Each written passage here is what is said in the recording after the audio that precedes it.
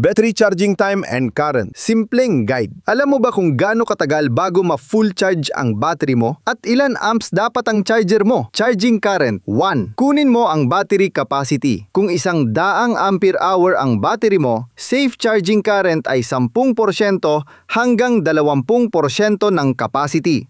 So pwede ka sa 10 amps hanggang 20 amps. Tip, mas healthy ang battery kung nasa 10 hanggang 15% lang lagi. Charging time. Time equals capacity times DOD divided by current times efficiency. 2. Para makuha ang charging time, i-multiply mo ang capacity sa depth of discharge. Halimbawa, 100 oras beses 50% ay katumbas ng 50 oras. I-divide mo sa charging current beses efficiency. Kung 10 amps ang charger mo at 85% efficiency, 50 / 85 ay katumbas ng halos 6 na oras bago full charge. Tips: huwag sosobra sa 20% para safe ang battery. Lithium batteries kayang mas mataas na current.